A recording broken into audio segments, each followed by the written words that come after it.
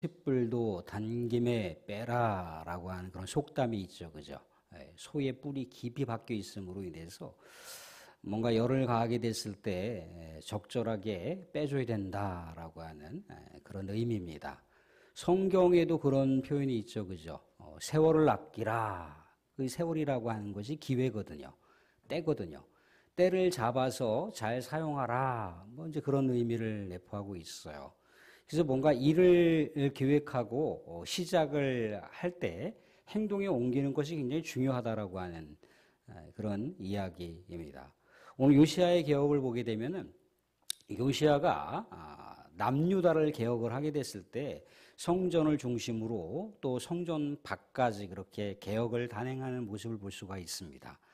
백성들과 그 당시의 지도자들이 하나님 앞에 깨어있는 신실한 믿음의 삶을 살았던 것이 아니라 뿌리 깊은 우상에 젖어 있는 삶 때문에 정말 거국적으로 고족적으로다가 종교개혁을 이루지 않으면 안 되는 상황 가운데 있더라는 거예요. 도저히 종교개혁을 이루지 않고서는 현재의 삶 속에 하나님을 찾아갈 길도 없고 후세대들의 미래가 너무나 암담하기 때문에 하나님을 다시 바라보는 신앙의 복원을 위해서라도 정말 중차대한 결론을 내리지 않을 수가 없었던 거예요. 그런데 여기서 우리가 의미심장하게 생각해야 될 부분은 뭐냐면 종교개혁을 단행할 때 무엇을 중심으로 했냐는 거예요. 하나님의 말씀을 중심으로 했다는 거예요. 히스기야도 종교개혁을 단행했으나 히스기야는 요시야하고는 다르게 말씀 중심으로 하나님 말씀에 입각하여 종교개혁을 단행했다기보다도 하나님 신앙을 중심으로 종교개혁을 단행한 거예요. 그런데 이 요시야는 자신의 그 종교적인 스탠스가 정확했던 거예요. 하나님의 말씀을 중심으로다가 종교개혁을 단행해야지 그것이 하나님께서 인도하시는 길을 정확하게 발견할 수가 있다는 거예요. 어떻게 보면 히스기야도 굉장히 하나님 앞에 선한 왕이었으나 요시야하고 결정적인 차이점이 거기에 있었다는 거죠. 그래서 오늘 말씀 가운데 보면은 이 요시야가 전무후무한 종교개혁을 단행한 왕이라고 표현 가운데 등장하고 있는 모습을 볼 수가 있습니다. 그런데 이 종교개혁이라고 하는 것을 아까 시작할 때 뭔가 때를 얻었을 때, 기회를 얻었을 때 행동으로 박차를 가했던 그런 모습이 바로 요시야인데 요시야가 남쪽 유다만 그렇게 종교개혁을 단행한 게 아니라는 거예요. 오늘 말씀 가운데도 보면은 베델이라고 하는 지역은 어디입니까? 베델이라고 하는 지역은 15절 보시면 이렇게 나와 있죠.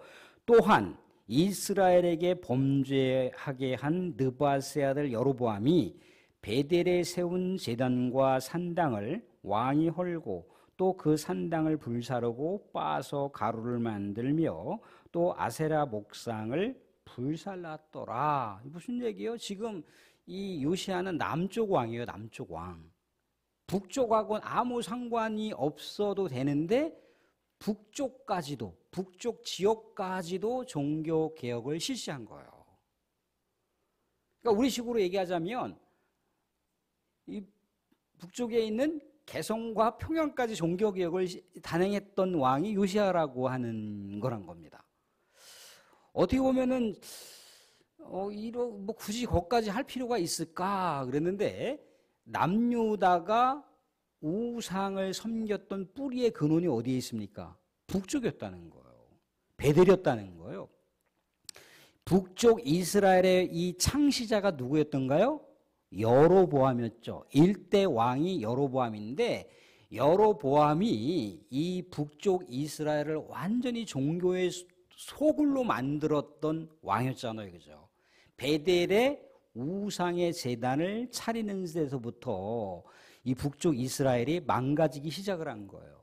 그런데 이 망가지기 시작했던 이 북쪽 이스라엘의 영향의 여파를 누가 받았습니까? 남유다가 받은 거예요.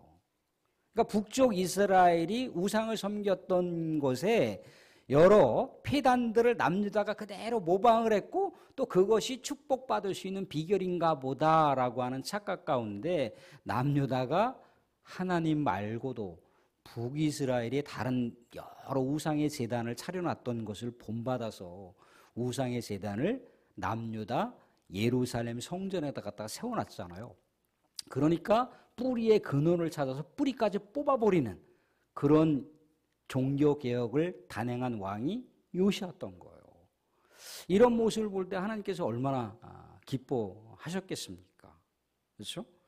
그런 종교개혁의 단행의 여러 일환 중에 하나를 우리가 눈여겨볼 수가 있는데요. 오늘 21절을 보시면 눈여겨볼 수가 있습니다. 21절 같이 한번 읽어볼까요? 21절, 22절, 23절 그렇게 세 구절 같이 한번 천천히 읽어보겠습니다. 같이 읽겠습니다. 같이 시작. 왕이 백성에게 명령하여 이르되 이 언약책에 기록된 대로 너희의 하나님 여호와를 위하여 유월절을 지키라 하며 사사가 이스라엘을 다스리던 시대부터 이스라엘 여러 왕의 시대와 유다 여러 왕의 시대에 이렇게 유월절을 지킨 일이 없었더니 요시야 왕 18째 해에 예루살렘에서 여호와 앞에 이 유월절을 지켰더라. 아멘. 요시야는 하나님의 말씀을 붙들고 그 당시에 유대인들이라고 하면 지켰던 종교적인 어떤 명절도 하나님의 말씀을 붙들지 않으면 현재와 미래가 없다라고 하는 어떻게 보면 절박한 마음으로다가 하나님 말씀 중심적으로다가 명절을 지켰던 거예요. 근데 유월절 명절이라고 하면은 이 유대인들에게는 가장 큰 명절 중에 하나잖아요, 그죠? 마치 유월절은 우리식으로 얘기하면 8.15를 연상하게 된다는 거죠, 그죠? 이스라엘이 애굽으로부터 이집트로부터 우리 하나님의 구원을 받은 그 절기가 유월절 절기잖아요, 그죠? 이스라엘 백성들에게는 이 유월절 절기를 통해서 하나님을 찾아가야 된다는 거예요. 하나님을 다시 알아야 된다는 겁니다. 하나님의 구원의 역사를 잃어버리면 안 된다는 거예요. 이게 바로 유월절 절기입니다. 근데 이 유월절 절기를 어떻게 했다고요? 하나님 말씀에 입각해서. 뭐 이런 말씀드리기 굉장히 송구스럽지만 지난번 어디 그 거룩한 성회, 우리 그 교회 기관, 연합기관이라고 하는 거룩한 성회에서 한 분이 이렇게 성찬식을 집례하는데 저도 좀 당혹스러웠던 게 뭐냐면 성찬식을 좀 뭔가 이렇게 풍성하게 하시려고 했던 것 같아요. 나름대로. 풍성하게 하시려고 하다 보니까 이것저것 없는 형식, 조금 뭐랄까 풍성하긴 하지만 그 형식이 좀 왠지 모르게 좀 어색했어요.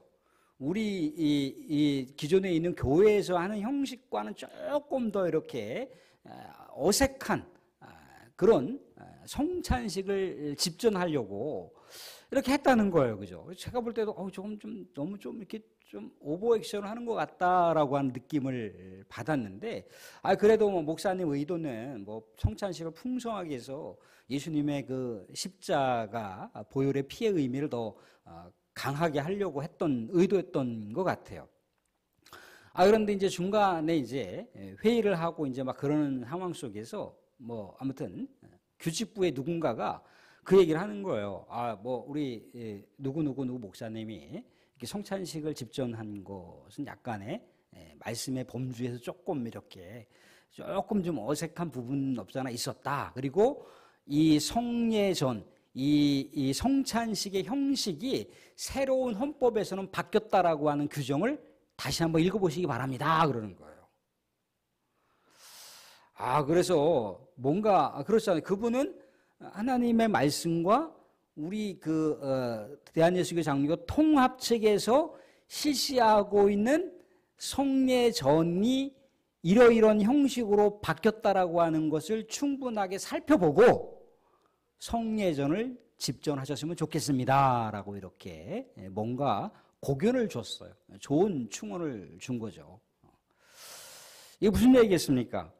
아까도 말씀드렸지만 히스기야 왕도 굉장히 남유다가 하나님을 찾아가야 된다. 하나님을 찾아야 된다. 하나님의 잃어버린 신앙을 회복해야 된다라고 그렇게 기치를 내걸었던 왕이 히스기야 왕이에요. 근데 히스기야 왕은 자신이 물론 하나님을 사모하는 열정과 그 마음이 얼마나 커다랬겠습니까? 그죠? 근데 종교개혁을 그렇게 단행을 하는데 어떻게 보면 굉장히 하나님에 대한 신앙을 융통성 있게 하려고 했던 거죠. 그죠? 뭔가 풍성하게 하려고 했던 의도가 있었던 것 같아요. 그런데요, 분명한 건요, 하나님의 말씀은요, 길이 있어요. 하나님의 말씀은 분명한 노선이 있는 겁니다. 그 노선에서 이탈돼 가잖아요. 그 노선에서 벗어나게 되면은 하나님이 인도하시는 길이 아닐 수도 있어요. 사람들 뭐 몇 번씩 한 말씀드린 적이 있는데 단거리 운동 경기 같은 경우는요, 자기 코스가 있어요. 자기 코스. 딱 정해진 코스가 있어요. 얼마 몇 미터까지는 정해진 코스가 있단 말이죠. 그죠? 근데 몇 미터까지 정해져 있는 코스를 벗어나게 되면은 곧바로 실격 처리가 됩니다. 그러니까 하나님 신앙이라고 하는 것도 그래요. 하나님의 인도하시는 길이 있는데 하나님이 인도하시는 길이 어디에서 주어져 있습니까? 하나님 말씀에서 주어졌다는 거죠. 하나님 말씀에서 주어져 있는데 말씀에서 주어진 것을 말씀의 근거를 두고 그 노선을 찾아가야 되는데 말씀의 근거를 두지 않은 노선을 그냥 우리식으로 우리가 내가 몇십 년 동안 신앙생활 해왔고 그동안 우리가 많은 선배로부터 물려받았던 신앙적인 용어가 있어요. 그죠? 그 신앙적인 용어를 가지고 우리가 성경에도 나오지 않는 용어들을 막 만들어 갖고 사용한다는 거예요. 예전에 아주 저하고 절친한 분이 뭐 핏뿌림 기도를 얘기하는 핏뿌림 기도. 핏뿌림 기도를 그런 용어가 어디 성경에 있습니까? 핏뿌림 기도. 그러니까 그런 용어가 성경에도 없는 용어를 막 만들어 갖고 이거 어디 나오는지 몰라. 핏뿌림 기도가. 예수님의 핏뿌림 기도가 있나요? 저기에? 그러니까 그렇게 성경에 없는 용어들을 막 만들어서 우리가 그동안 사용해온 것도 많이 있다는 거예요. 근데 그거를 하나님 말씀을 모르니까 그런 말씀들을 사용한다. 그런 용어들을 막 사용해다가 쓴다는 거예요. 그건 정확한 게 아닌 거죠. 그죠? 말씀대로다가 하나님의 노선을 비껴간 거예요. 그래서 6월절이라고 하는 것도 여기 이렇게 나와 있잖아요. 21절에 왕이 뭇백성에게 명령하여로되 이 언약책에 기록된 대로 너희의 하나님 여호와를 위하여 6월절을 지키라. 하나님의 말씀에 근간을 두고 그 뿌리를 잃어버리면 안 된다는 거예요. 그 노선을 벗어나면 안 된다는 거예요. 거기에 정확한 하나님의 인도하심이 있는 거예요. 사람도 우리는요, 우리 스스로가 막 하나님을 막 찾고 막 우리 스스로 할 수 있는 게 아니에요. 하나님 우리를 인도해 가셔야 되는 거예요. 자꾸만 우리가 주객을 전도하는데 하나님 우리를 인도해 가셔야 되는 거예요. 우리가 하나님을 이렇게 저렇게 막 끌어다가 막 하는 게 아니고 하나님은 어디 뭐 심부름꾼입니까? 하나님의 주권을 우리가 너무나 그렇게 경박스럽게 생각하면 안 돼요. 하나님은 어디에 존재한다고 그랬습니까? 하나님 말씀 가운데 존재한다. 말씀 가운데. 말씀 가운데 임재하신 하나님은요, 어미하신 하나님이에요. 말씀드렸잖아요. 이스라엘 백성들은요, 이 성경책을 볼 때 여호와라고 하는 단어만 딱 나와도 특히 서기관들이라고 하는 사람들, 이 성경을 필사하는 사람들은요, 다시 이 필사하다가 여호와라고 하는 단어가 딱 나오면 곧바로 목욕탕에 가서 목욕을 재개하고 다시 나와서 여호와라고 하는 단어를 필사한다는 거예요. 왜 그들이 그렇게 하는 이유가 뭡니까? 하나님의 말씀 가운데 하나님이 임재하시기 때문에 그렇다는 거예요. 아무튼 요시야 왕은 그렇게 하나님 말씀 중심적으로 그렇게 개혁을 단행하는 모습을 볼 수가 있습니다. 자, 그런데 우상 숭배라고 하는 것을 우리는 뭐 우상 숭배 모르는 분들이 있습니까? 우상 숭배 다 안다는 거죠. 그죠? 그런데 우상 숭배를 부추길 수 있는 그런 요소들을 우리가 때로는 놓쳐버리는 경우가 있어요. 그죠? 우상 숭배를 만들어가는 요인들이 어디 있습니까? 24절 보시면 이런 얘기가 있어요. 24절 보시면 요시야가 또 유다 땅과 예루살렘에 보이는 신접한 자와 점쟁이와 드라빈과 우상과 모든 가증하는 것을 다 제거하였으니 신접한 자와 점쟁이, 박수무당, 거짓 선지자들, 하나님의 말씀도 아닌데 하나님 말씀이랍시고 이렇게 저렇게 말하는 자들, 그런 자들은 다 그런 말에 또 현혹당하는 사람도 웃긴 거고요. 우리가 미래에 대해서 우리가 다 알 것 같으면 무슨 신앙이 필요합니까? 무슨 하나님을 찾을 필요가 뭐가 있어요? 앞에 대해서 다 알아보면 한 치 앞도 몰라요. 다만 우리가 말씀에서 말씀 붙들고 살아가는 백성들을 하나님께서 인도하신다라고 하는 그 믿음을 갖고 우리가 나가는 거예요. 하나님께서 말씀하시는 것도 아닌데 왜 하나님 말씀이라고 이렇게 저렇게 얘기합니까? 강단에 선 저도 조심스러울 수밖에 없고, 그래서 조심스러울 수밖에 없으니까 원어 성경도 찾아보고 이게 과연 하나님께서 우리에게 주시는 말씀의 원리인가 계속해서 반복해서 살펴보고 그러는 거예요. 정확하지만 사랑하는 성도님들, 우리 젊은 세대들, 젊은 친구들, 아니 우리 사랑하는 성도님들이 아무튼 인터넷이든 뭐라 하다 보면요, 그 인터넷 주소라는 게 있어요. 주소. 거기서 숫자든지 알파벳든지 하나가 틀리면요, 그 주소로 접속할 수가 없어요. 하나님 말씀도 정확하다는 거예요. 하나님 말씀이 자꾸 왜곡되면은 하나님께서 100% 능력을 발휘되게끔 돼 있는 것이 하나님 말씀인데, 하나님 말씀을 자꾸만 왜곡하잖아요. 하나님께서 100% 능력을 발현시키지 않습니다. 이게 하나님 말씀이 원리예요. 그래서 요시야가 왜 하나님의 말씀을 그 성전에서 발견되었을 때, 성전을 보수하는 상황 가운데 발견됐을 때 왜 그 말씀을 붙들고 통회 자복을 한 이유가 뭡니까? 자신의 선조들이 하나님 말씀 붙들고 안 살았다는 것이 말씀을 읽어보니까 나오더라는 거예요. 그냥 주먹구비 형식으로다가 이렇게 형식을 이렇게 융통성 있게 하면 우리 하나님께 제사를 이런 식으로 드릴 수 있게끔, 이런 식으로 기도할 수 있게끔 이렇게 돼버린다는 거예요. 그래서 요시야가 어떤 거예요? 다시 말씀을 붙들고 다 보면 요시야의 내용을 보게 되면 말씀대로 그렇게 했다는 거예요. 사람은 그런데도 불구하고 요시야가 이렇게 우리 하나님 앞에 선한 왕으로, 하나님께 인정받는 왕으로 그렇게 개혁을 단행했지만, 요시야가 29절에 전쟁터에 나가서 어떻게 합니까? 애굽 왕이 요시야를 무깃도에서 만났을 때 죽인지라. 훌다를 통해서는 요시야가 당대에 죽지 않는다고 했거든요. 근데 아무튼 요시야가 죽었어요. 요시야가 죽고 난 다음에 어떻게 됐을까요? 남유다는 다시 미완성의 종교개혁으로 인해서 우상을 섬기는 상황으로 다시 전락해버리고 맙니다. 그러니까 사람이 아무리 철저하게 종교개혁을 진행하더라도요, 거기에는 한계가 있다는 거예요. 한계가 있어요. 그런데 왜 그럴 수밖에 없는 게 뭐냐면, 오늘 말씀 가운데도 볼 수가 있는데요, 저쪽에 한 말씀 보고 말씀을 마무리하도록 그렇게 하겠습니다. 요시야가 왜 죽을 수밖에 없는 원인, 그리고 왜 남유다가, 요시야가 그렇게 생명을 내걸고 종교개혁을 단행했음에도 불구하고 남유다가 왜 하나님께로 돌아가지 않았는지에 대한 이유와 근거가 26절을 보시면 나와 있습니다. 26절 같이 한번 읽어보겠습니다. 26절 같이 한번 읽겠습니다. 같이 시작. 그러나 여호와께서 유다를 향하여 내리신 그 크게 타오르는 진노를 돌이키지 아니하셨으니 이는 므낫세가 여호와를 경노하게 한 그 모든 경노 때문이라.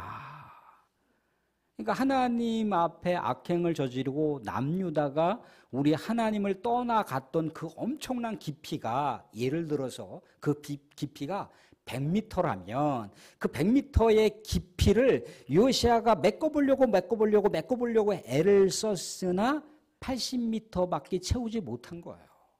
그래서 요시야가 개혁을 단행했지만 미완의 역사를 남겨놓고 하나님의 부르심을 받았죠.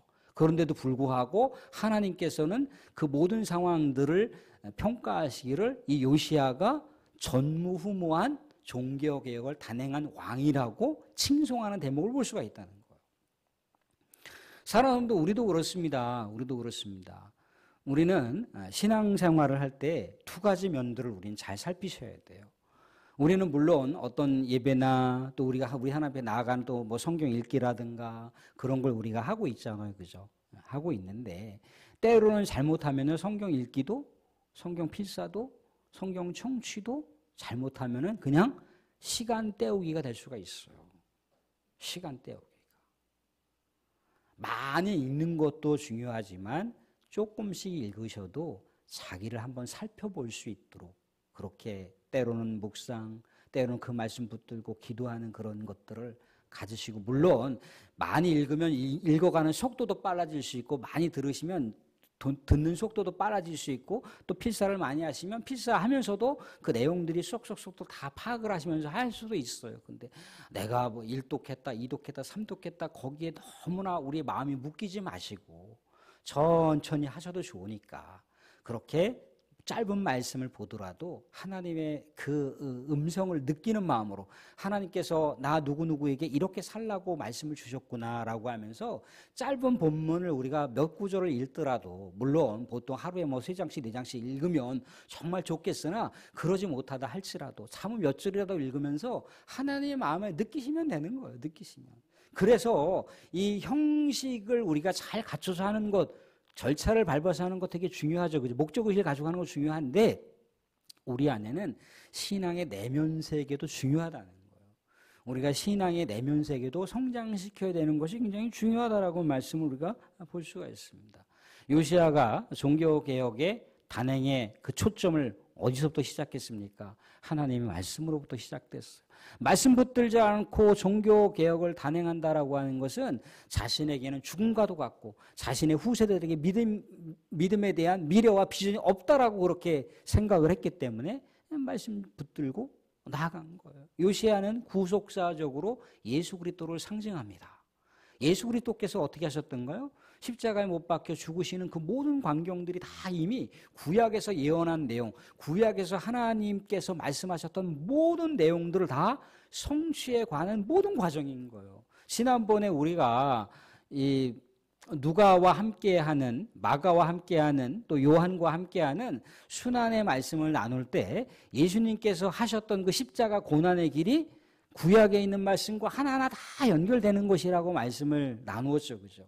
예수님께서도 처절하게 하나님의 말씀을 자신의 삶 속에서 치열하게 녹여가면서 실천하기 위해서 십자가에 죽기까지 그렇게 순종하는 모습으로 살았다는 거예요. 순종하는 역사 가운데는요, 그것으로 끝나지 않는다는 거예요. 사랑하는 사람들, 예수님의 그 죽음은요, 어떻게 보면은 굉장히 무모한 죽음인 것 같고, 왜 그렇게 황당한 죽음의 길을 왜 본인이 가느냐라는, 그렇게 표면적으로 보일 수 있지만 모든 상황은 뭡니까? 하나님의 말씀을 순종하면서 그 길을 갔다는 거예요. 그래서 하나님께서 예수 그리스도를 모든 만물 위에 뛰어난 존재로 영광을 받으시게 했다는 거예요. 말씀을 붙들고 살아가는 삶. 사랑하는 사람들, 이 세상 가운데 우리가 살아가는 삶의 모든 노선은 하나님의 말씀을 붙들고 살아가야 된다는 겁니다. 거기에는 진정한 우리 인생의 해답이 있어요. 말씀 중심을 떠나는 이런저런 그런 거 아닙니다. 잘못하면은 오늘 여기서도 나와 있지만 박수무당이라든가 그런 무당들이 그 당시에도 얼마나 많은지 몰라요. 사람도 저도 그래. 저도 10년 후에 어떻게 될까 막 되게 궁금하지 않습니까? 막 20년 후에는 어떻게 될까? 그걸 궁금하지 않아요? 20살 때 막 그런 생각하지 않았나? 내 배우자는 누구를 만날까? 20년 후에 내 삶은 어떻게 될까? 뭔가 기대하는 바가 있고 뭔가 사모하는 마음이 있죠. 그죠? 그런데 모른다 할지라도 하나님을 의지하고 믿고 나아가는 것. 하나님 말씀 붙들고 순종하면서 한 걸음 한 걸음, 스텝을 한 걸음 한 걸음만, 보폭을 한 폭만 한 폭씩만 가더라도 현재 나에게 엄청난 무게가 실려 있다 할지라도 한 걸음, 하나님 오늘도 한 걸음 주님과 동행합니다. 주와 함께 길 가는 것 즐거운 일이 아닌가라고 하는 찬송도 있듯이 우리 사랑하는 성도들, 말씀 가운데 살아계신 그 하나님, 또 우리에게 말씀을 주시는 그 하나님과 늘 언제나 인생의 동반을 한 걸음씩 이렇게 가면서 우리 인생의 현재와 미래를 멋지게 또 분투하시면서 살아가실 수 있는 은혜가 저와 여러분 가운데 있어지기를 주님의 이름으로 축원드립니다.